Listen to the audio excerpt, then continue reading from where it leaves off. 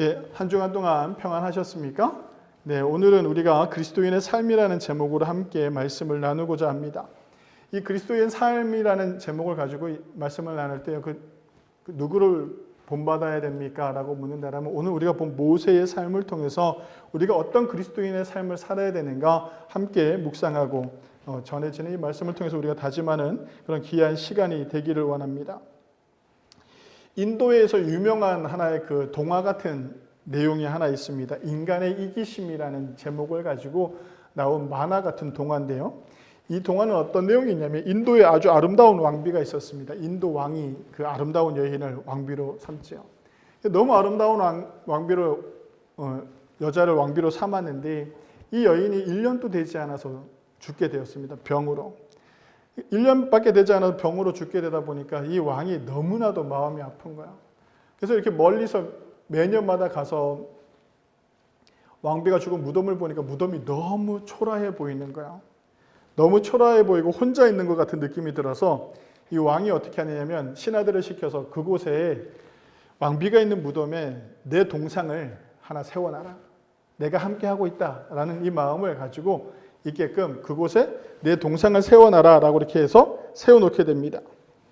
그리고 난 다음에 또 왕비가 죽은 날이 돼서 기념하기 위해서 가보니까 그래도 좀 허전한 거예요. 그래도 좀 무덤이 쓸쓸해 보이는 거죠. 그래서 어떻게 하냐면 그 옆에다가 우리 가문을 상징할 만한 큰 사자 동상을 세워라 이렇게 얘기를 합니다. 그래서 또 사자 동상을 세우죠. 그리고 그 다음 해에 또 왕이 가서 보니까 이것도 좀 부족한 것 같아요. 이왕 꾸밀 것 좀 제대로 꾸며보자 해서 그 옆에다가 호화로운 집을 지어놔라. 호화로운 집을 지어놔라 해서 또 호화로운 집을 짓게 돼요. 그리고 1년이 지나고 나니까 또 어때요? 그래도 좀 내가 보기에는 좀 안 좋은 것 같아요. 그래서 어떻게 하냐면 그 집 주변으로 해서 그 무덤 주변으로 성을 지으라고 이렇게 얘기해요. 성을 만들라. 점점 커지잖아요. 점점 누구를 위해서 이걸 하고 있는 거예요? 죽은 왕비를 기념하기 위해서 막 하고 있어요. 그렇게 다 짓고 난 다음에 왕이 산꼭대기에 올라가서 그 무덤이 있는 곳을 이렇게 내려다봐요. 너무 아름다운데 너무 볼품이 없어요. 너무 아름다운데 너무 볼품이 없어요. 왜 볼품이 없어요? 그 중간에 무덤이 있는 거야. 너무 아름답고 잘 만들었는데 그 무덤 때문에 너무 보기 싫은 거야. 그 성이. 그래서 어떻게 하냐면 왕이 한 시간이 지나고 난 다음에 보기 싫으니까 그 무덤을 파서 없애버려라. 이렇게 얘기를 해요. 주객이 뭐 됐습니까? 전도가 된 이런 상황이죠. 그러니까 이게 어떤 것을 의미하냐면 처음 마음이 자꾸 왜곡되어져 가는 거죠. 우리 그리스도인들이요, 이 이야기 속에 나오는 왕처럼 어리석은 가오를 범할 수가 있어요. 특히 신앙생활에 있어서. 우리도 처음에는요, 사랑의 하나님을 마음 중심에 모시며 살아요. 정말 중심에 모시고 살고 이렇게 언제부터인가 자기가 드러나기 시작하죠. 하나님 중심이 아니라 어떤 중심이에요? 나 중심이 돼버리는 거예요. 그러다 보니까 자꾸 하나님은 없고 내가 채워야 될 것들만 채워나가기 시작하죠. 그래서 결국에는 하나님이 중요한 게 아니라 뭐가 중요하냐면 내 삶이 중요하게 돼버리는 이런 어리석음을 범하게 되죠. 이것을요 너무나도 잘 표현한 만화가 있는 것 같아서 제가 그걸 보면서 여기에 가져왔어요. 여러분들은 어떠신가요? 내 삶의 중심에 하나님을 모시고 있나요? 아니면 내 삶의 중심에 내가 들어와 있나라는 것을 우리는 좀 알아야 됩니다. 그리스도인들의 삶은 어떤 삶이어야 됩니까? 라고 한다면 자기 방식대로 믿는 믿음을 버려야 돼요. 벗어나야 된다는 거죠. 오늘 본문을 자세히 살펴보면 아론과 이스라엘 백성들이 우상을 섬기려는 목적으로 금송아지를 만드는 것이 등장을 합니다. 우리가 창세기 출애굽기를 쭉 읽다 보면 오늘 우리가 본 32장에 보면 백성들이 모세가 시내산에 가서 그 십계명을 받으려고 기도하러 갔을 때 모세가 없다 보니까 아론이 어떻게 했느냐라고 하면 하나님께 예배를 드려야 되는데 어떻게 드려야 되지? 모세가 있으면 모세가 중심이 돼서 하는데 아무것도 없으니까 어떻게 하냐면 하나님의 형상을 만들자 이렇게 얘기한 거야. 우상을 만들자가 아니라 뭘 만들자고 한 거라고요? 하나님의 형상을 만들자고 하냐. 구심점을 잃어버리게 되다 보니까 큰 혼돈에 빠져가지고 모세가 내려오지 않아요. 그래서 아론과 이스라엘 백성들이 구심점을 찾아야 할 필요성을 느꼈고 이로 인해서 아론은 백성들에게 요구를 합니다. 백성들도 요구를 해요. 아론에게. 우리가 어디를 향해 모세가 있으면 모세가 딱 정해준 데 가서 우리가 예배를 드리면 되는데 지금 모세가 없으니까 우리가 어떻게 예배를 드려야 됩니까? 라고 막 물어보고 그러면 하나의 구심점을 만드시다. 뭘 하나 세워놓고 거기가 하나님이 있다 라고 생각하고 우리가 거기를 향해서 기도하고 예배 드립시다. 이제 막 이렇게 얘기를 해서 어떻게 하냐면 아론이 그 얘기를 받아들여서 백성들에게 귀고리와 금 이런 것들을 팔찌 이런 것들을 다 걷어요. 다 걷어가지고 금송아지를 만들죠. 이 금송아지가 우상이라고 생각하지 않았어요. 아론과 백성들은. 뭐라고 생각했어요? 여호와를 대신한다라고 생각했단 말이에요. 여호와를 섬길 계획으로 만든 거예요. 그리고 계획대로 아론은 금송아지를 만들고 그 앞에서 단을 쌓고 온 이스라엘 회중에 향하여 이렇게 얘기합니다. 내일은 여호와의 절일이라고 하는 거예요. 내일은 여호와께 예배드리는 날이다 라고 이렇게 선포를 해버려요. 그러니까 이 사람들이 모세가 없고 난 다음에 여호와를 배신한 게 아니에요. 무지한 거죠. 무지했던 거예요. 무지하다 보니까 어떤 일이 벌어지냐면 자기들의 방식대로 자기들이 생각하는 대로 어떻게 합니까? 하나님을 섬기는 일을 해버리는 거죠. 그러니까 하나님을 섬기는 것을 포기하고 금송아지를 섬겼다는 의미보다는 그들의 방식대로 어떻게 했습니까? 하나님을 믿었다라는 겁니다. 이들은요 하나님을 더 잘 섬기겠다는 의도로 금송아지를 만들었던 것이죠. 외관성으로는 이스라엘 백성들이 하나님 앞에서 하나님의 정하신 절기를 지키는 그런 모습이라고도 할 수 있습니다. 근데 여기에는 큰 문제가 있죠. 어떤 문제? 자기가 원하는 방식대로 하나님을 믿기 시작하는 순간에 큰 위험에 빠져버리게 되는 겁니다. 그리고 어떤 일이 벌어지냐면 하나님과 멀어지게 되는 거죠. 우리가 바라고 소망하는 것한테서야 멀어지고 그 소망이 이룰 수 없게 되는 그런 모습이 보게 되죠. 그래서 이스라엘 백성들이 이렇게 잘못을 하고 난 다음에 우리가 읽은 마지막에 보면 이렇게 말씀하고요. 여호와께서 백성을 치시니 이는 그들이 아론이 만든 바 그 송아지를 만들었음이로라 라고 이렇게 하죠. 모두 전멸하려고 했는데 모두 전멸하지 않고 어떻게 합니까? 채찍질만 하는 거예요. 채찍질만 했다고. 그리고 용서를 해주시긴 했어요. 근데 이들이 하나님 앞에 큰 죄를 범하는 가장 큰 원인은 무엇이었느냐면 하나님께 묻지 않았다라는 거예요. 그러니까 하나님의 방식이 무엇인지 고민하지 않았다라는 거죠. 그 신앙이 무엇입니까? 라고 물어보면 여러분 신앙은 무엇입니까? 라고 물어보면 하나님을 향한 신앙은 가장 기본적인 거예요. 기다림이에요. 기다림. 조급하지 않고 기다릴 수 있어야 돼요. 내가 하나님 앞에 나의 소망과 나의 뜻을 하나님 앞에 막 기도하고 있을 때 하나님이 안 들어주신다고 막 조급해하고 지금 내 상황이 어렵고 내 환경이 막 어려운 이런 상황 속에서 막 조급하게 하나님 앞에 때를 쓰다 보면 어떻게 하냐면 하나님의 뜻을 받아들이는 게 아니라 뭐 하는 거예요? 내 뜻을 하나님께 요구하게 되는 거죠. 그렇게 돼버려요. 신앙은 무엇이냐라고 하면 기다림인 거예요. 내가 하나님 앞에 기도하고 그것이 나에게 올 때까지요. 나는 기다릴 수 있는 믿음이 있느냐라는 거죠. 근데 오늘 이스라엘 백성들은 어떤 모습이었습니까? 그렇지 못했어요. 그러니까 모세가 없으니까 빨리 뭐라도 해야 되겠는 거예요. 조급해지는 거죠. 그러면서 하나님 앞에 온전하게 드려야 될 것을 어떻게 하냐면 자기들이 원하는 방식대로 하나님을 예배했던 행위가 하나님 앞에서 무서운 범죄가 되었습니다. 이 일이 있고 난 이후에 하나님께서 시내산에 있는 모세에게 이렇게 말씀하시죠.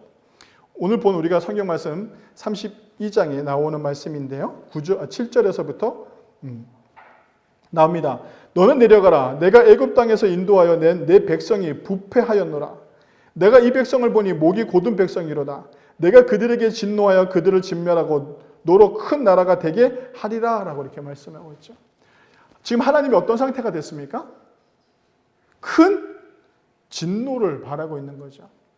그러니까 우리가 우리 방식대로 신앙생활을 하게 되면 어떻게 되냐면 하나님께서 진노하신다니까요. 그냥 하나님이 멀어지는 정도가 아니라 오늘 성경을 보니까 어떤 보냐면 하나님께서 그들에게 진노하여 이렇게 표현하고 있잖아요. 진노는요 분노를 넘어서는 문제인 거예요. 화를 넘어서는 아주 큰 문제인 거죠. 결국 아론과 백성들은 자기 식대로 여호와를 섬기려 하다가요 그만 금송아지 우상을 섬기게 된 꼴이 되고 말았습니다.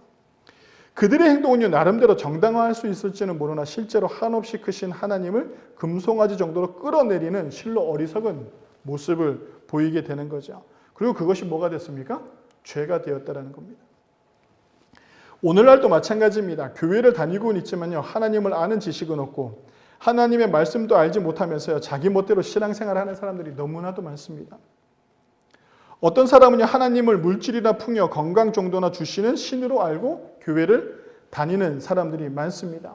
그래서 내가 부자가 되지 않고 내 병이 낫지 않으면 어떻게 표현합니까? 이게 무신이 살아있어. 아무것도 나타나지도 않는다. 하고 교회를 떠나는 사람들이 있죠.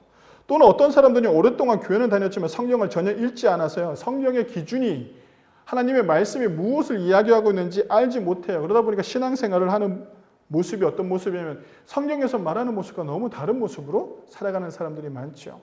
왜 한국교회가 욕을 먹습니까? 라고 한다면 이런 문제들이 많은 거예요. 자기 방식대로 하나님을 믿기 때문이에요. 한국교회도 마찬가지잖아요. 한국교회를 보세요. 한국교회가 얼마나 대형화되었나요? 그죠? 그곳에 복음이 주민심이 되고 가난한 자들과 헐거분 자들과 그 지역과 함께 해야 되는데 어떻게 하면 지역에 피해를 주면서까지 교회를 확장하잖아요. 저 멀리에서 보면 뭐만 보여요? 화려한 교회만 보인단 말이죠. 아까 제가 인도의 왕자의 이야기를 한 것과 뭐가 다르겠어요? 처음에 마음은 그런 마음이 아니었겠죠. 그죠? 이곳에서 우리가 예배를 하자 이런 마음으로 시작을 했던 그 작은 곳에서 시작하다 보니까 점점 어떻게 되는 거예요? 자기 방식대로 하나님을 섬기기 시작해요. 그러니까 우리 방식대로 생각하면 우리의 욕망은 어디로부터 표출돼요? 물질로부터 표출돼요. 그러니까 옛날에 보면 고인돌 막 이렇게 세우잖아요. 석고상을 막 큰 거를 막 세우잖아요. 땅에 파묻어서 막 세우는 거. 그걸 왜 세웁니까? 과시하기 위해서. 적들이 쳐들어왔을 때 어떻게 해요?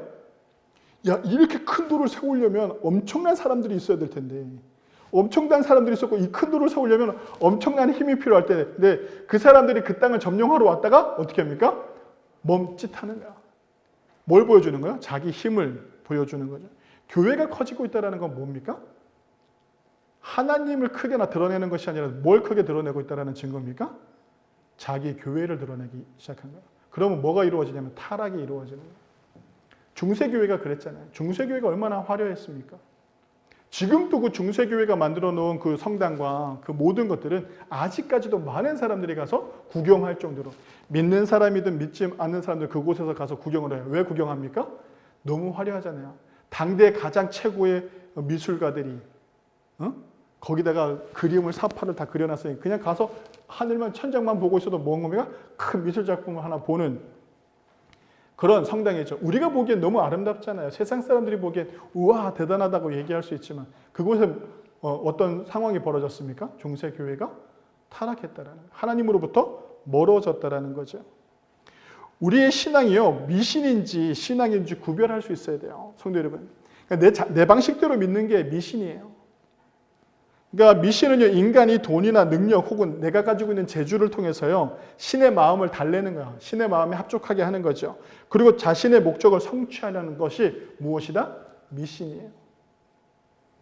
우리는 우리 옛날에 그 전설의 고향이나 이런 데 보면 항상 나오잖아요. 그 미신에 보면 뭘 해라. 금은 들어주실 거야. 삼지신령이 뭐 나타나서 삼지남매가 뭘 해라. 어디 가서 뭘 해라. 그래서 옛날에는 내 다리 내놔가 되게 유명했잖아요. 그게 뭐 하는 거예요?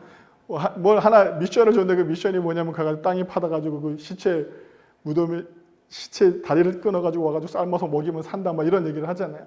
그게 미신인 거죠. 그러다 보니까 어떻게 해? 그 무덤에서 그 남자가 일어나서 내 다리 나라 하고 막 쫓아오는 제가 어렸을 때 봤던 건데 저도 무서워서 이불을 뒤집어 썼던 기억이 나는데요. 그 트라우마로 남았어요. 너무 무서워서. 근데 그런 것들 뭔가를 하라고 하잖아요. 하고 난 다음에 뭔가가 이루어질 거라는 생각을 한단 말이죠. 근데 우리 교회가 그런 걸 자꾸 가르쳐요. 뭘 하면 하나님이 축복해 주십니다. 여러분들이 뭘 하면 하나님께서 허락하십니다. 막 이렇게 얘기하는데 그렇지 않아요. 그 미신적 신앙을 자꾸 강요하는 거 성도님들한테. 성도 여러분, 하나님 우리가 신앙생활을 한다는 것은 무엇이냐면 다른 게 없어요. 신앙은 변화예요. 변화.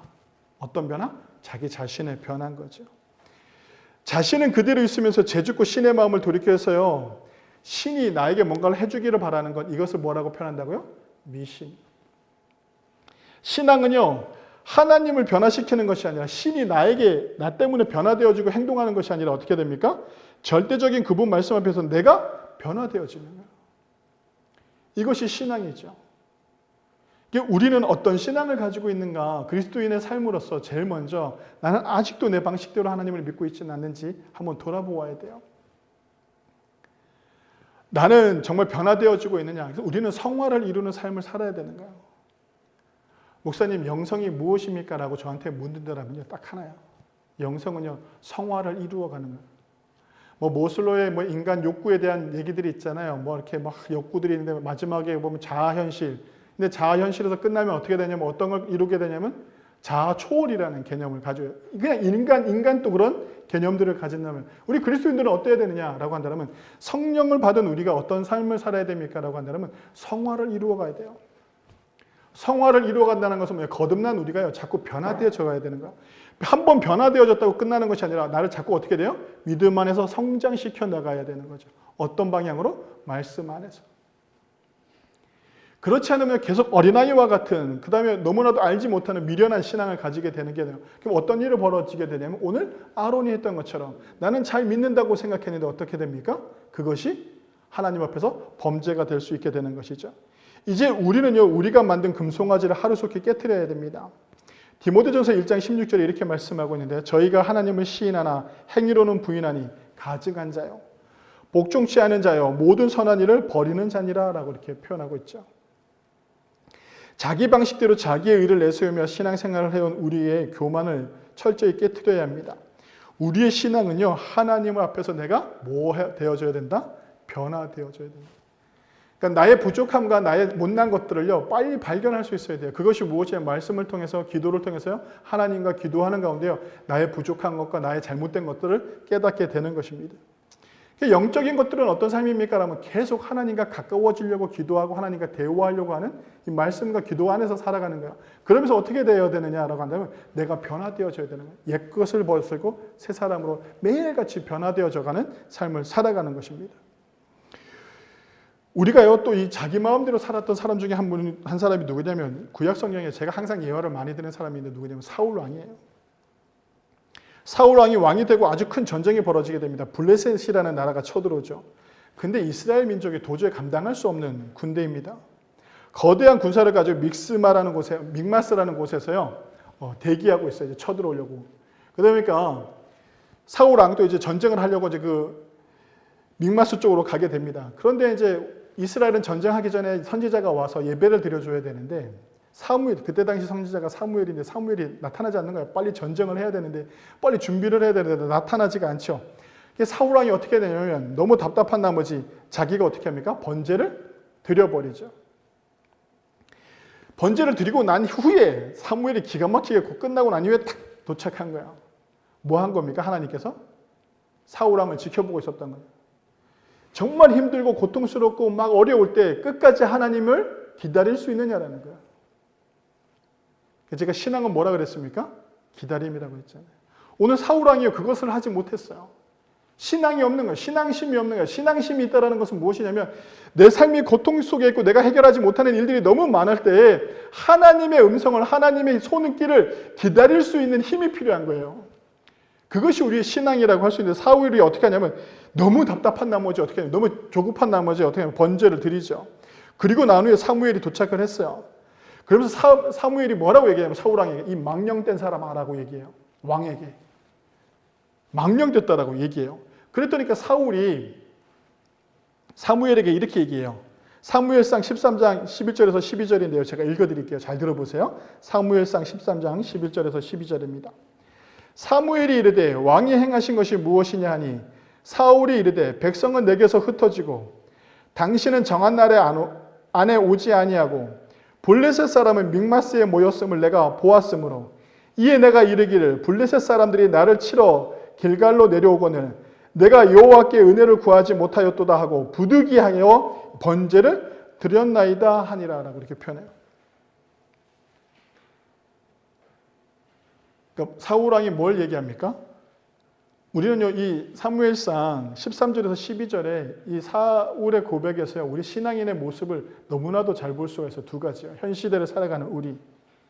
하나는 뭐냐면 단어가 있는데, 두 가지 단어가 있는데, 하나는 뭐냐면 부득이하게. 또 하나는 뭐냐면 상황이 급박해서.